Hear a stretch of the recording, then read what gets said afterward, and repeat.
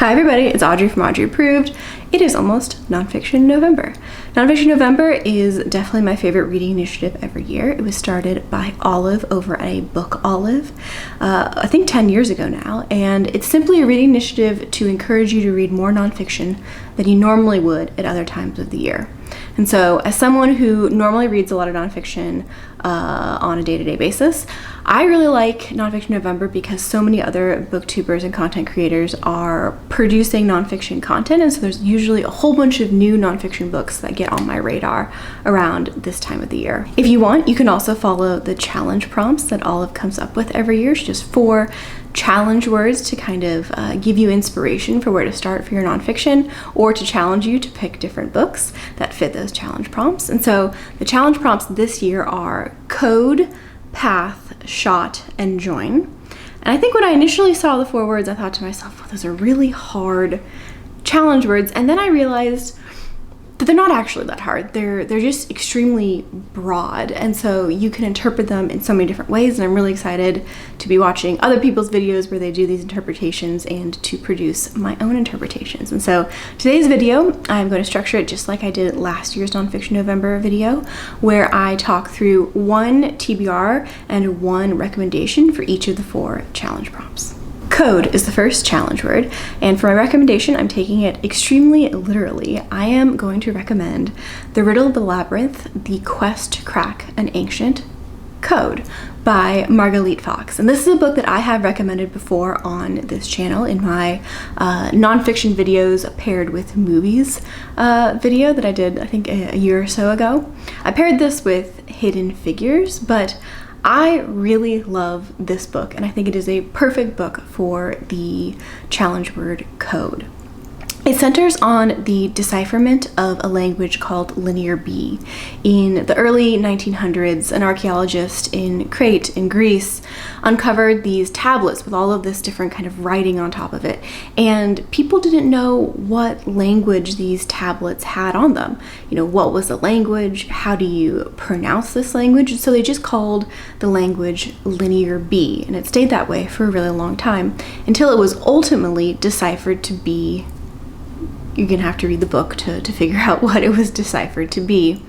But this is the story of the 3 people who made the most contributions towards the decipherment of Linear B, including one woman, a classicist by training, who spent a lot of time laying the foundations for the logic used to do this decipherment. It's a bit of a dense read, but if you like linguistics, if you like codes and ciphers, if you like obscure history, then you might like this one as well. And it says a lot about how small pieces of information can make big changes in the way our understanding works on things. I do recommend reading this in ebook or print because there's a lot of diagrams and images showing, what the actual Linear B looked like, but I thought this was a great ride. It was a really solid 5-star read for me. It's a great pick if you're looking for a code book. Another thing that code can represent is the medical code of conduct, which requires physicians to treat patients with compassion and with dignity towards human rights. And so what happens when a physician's code of conduct goes against what cultural beliefs are held by a patient or a patient's family? This is something that is focused on in The Spirit Catches You and You Fall Down, Among Child, Her American Doctors, and the Collision of Two Cultures by Fadiman, which is going to be my TBR video, or should be my TBR book for the code challenge word. This covers the story of Leah Lee, a young girl of Hmong descent. Her family was from Laos and they immigrated to the United States. And at a young age, she developed epilepsy. And her doctors came up with a certain treatment plan, certain type of medication that they wanted to use to combat this epilepsy. But this treatment plan went against many of the cultural beliefs that her family held. So what happens when 2 cultures collide and a young child's life is on the line? This is described as being written with the utmost human compassion, and I'm expecting it to be a nuanced and compassionate view of what happens when two cultures collide, especially in the medical field. I'm also double dipping because it is my Laotian book for my Read the World reading project. But yeah, this is going to be my TBR pick for the challenge word code. When I first saw the prompt for path, I thought that I might recommend a travelogue because I've really enjoyed travelogues as a subgenre in the last few years after I first tried them.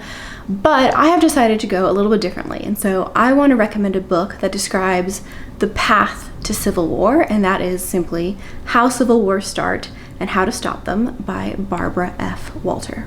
This is a piece of political science that describes the properties or the qualities of situations where civil wars start. So what are the factors that impact the triggering of a civil war, whether it is the rise of anacracies, which are kind of these mixtures of autocratic and democratic states, whether it's the rise of factions, whether it's ethnic divide, whether it's certain things that happen in the media. And the author goes through each of these kind of attributes systematically, and she provides historical examples for how these different qualities or conditions bring about the descent into a civil war. She then applies these concepts to further historical and current events. I've recommended this book once before in my introduction to my Read the World challenge, where I talked about how I had kind of recently read this around the time that I started that project, and I found it really enlightening, and I stand by that statement because if you are also doing a Read the World challenge, or if you're thinking about doing a Read the World challenge, you'll know that civil unrest and civil war is a major theme that shows up across every single continent. It's across so many of the different books that we've picked up so far. I've read to date around 100 of the books towards that project. I'm almost at the 50% mark. So I have a few catch-up videos to do, but so many of those deal with civil wars and civil unrest. And so if you are thinking about doing a project like that, you should absolutely read this book. I wouldn't call it unputdownable. Like, it's not one of those narrative nonfiction pieces that makes me want to have a longer commute or have more chores so I can keep listening to the audiobook. It's not one of those, I will admit. But I do think that it is really important and that you can learn a lot from it.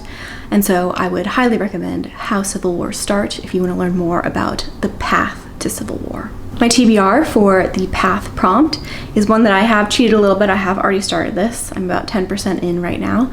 And it is Robert Kurson's Rocket Men, The Daring Odyssey of Apollo 8 and the Astronauts Who Made Man's First Journey to the Moon. It's all about our path to the first moon landing. Maybe stretching it a little bit there, but that's okay. I have read another book by Robert Kurson. It was Shadow Divers, which is an excellent book about a mysterious U-boat off the coast of New Jersey, out of all places. So if you like scuba diving and military history, you might like that book, and I highly recommend it in general. But I'm hoping that I will also like Rocket Men as well. I'm expecting this to cover the first astronauts that made their way to the moon, as well as kind of the political and social turmoil at NASA in the late 1960s and the pressures to have that kind of space race against Russia. And so, yeah, I'm hoping I'll really like this one. It's incredibly highly rated on Goodreads. It's like a 4.5 or even higher. So we'll see. It is Rocket Men by Robert Kurson. In May 1980, a plume of ash and smoke shot into the sky in Washington State during the eruption of Mount St. Helens. And so for the challenge word shot, I'm going to recommend Eruption, The Untold Story of Mount St. Helens by Steve Olson. Now, this is a book all about that famous volcanic eruption that occurred. And it covers not only the history of what happened during the events of the eruption, but also the buildup and the history behind that area. There was a lot of evidence that Mount St. Helens was going to explode, and so it covers much of that evidence that was either listened to or not listened to, depending on how you interpret it. But it also covers a ton of kind of local history. So the local history of railroad companies, the local history of lumber and lumber barons and the lumber industry, as well as a lot of the conflict and discussion around public land and public land resources. I grew up in Washington State. I was born in Washington State, and so much of the history that Olson goes into, I had no idea about. And so I really loved hearing all of his divergent tangents into the history of the land around Mount St. Helens. I think if you really like your nonfiction to stick to a topic and stay there, then you might get a little bit annoyed with this. But if you like meandering stories like this, as I do, then you might enjoy it as well. I found it a really gripping read and surprisingly emotional, especially when Steve Olson goes through the different people who perished during the Mount St. Helens eruption and what their deaths were like or may have been like. I think if you like history, if you like disaster stories, then you might enjoy this one as well.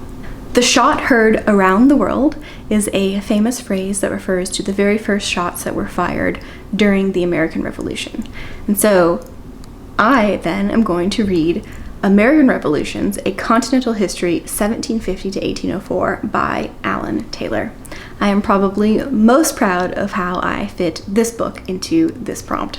This is a 730-page chonker of a book. It is a history of the American Revolutions, the events that led up to it, and kind of the state of America after the American Revolution.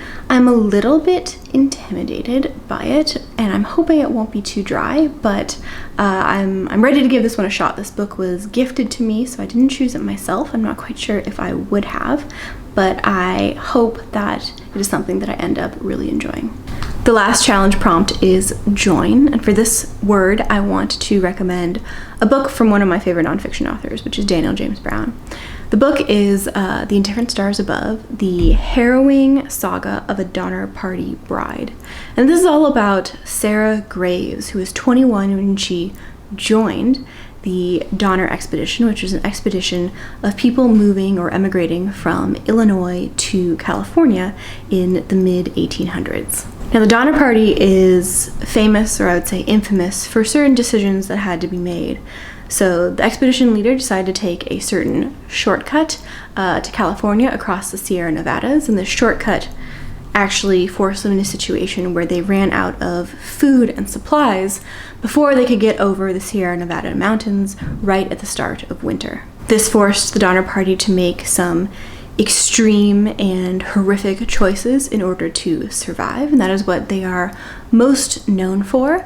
But I would say that Daniel James Brown does not really focus as much on those aspects of the story. This is a complete and full picture of what it would have been like being part of the Donner Party, especially as a woman. You know, what were the things that you worried about? What were the things that you packed?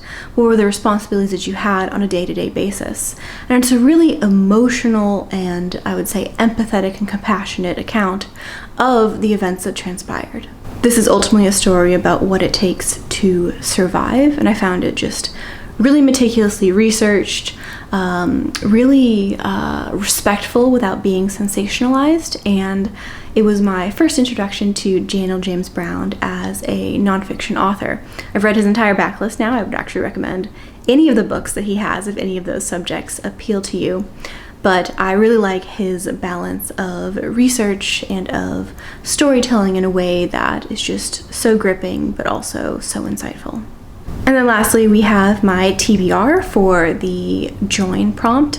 And this is an example of me having a book that I already wanted to read before I saw the challenge words, and me forcing this book to fit this challenge word. And so when you think of true crime, you think of a lot of evidence that is joined together to tell a history or to reveal a hidden truth. And so I'm going to be reading People Who Eat Darkness, the true story of a young woman who vanished from the streets of Tokyo and the evil that swallowed her up, by Rachel Lloyd Parry.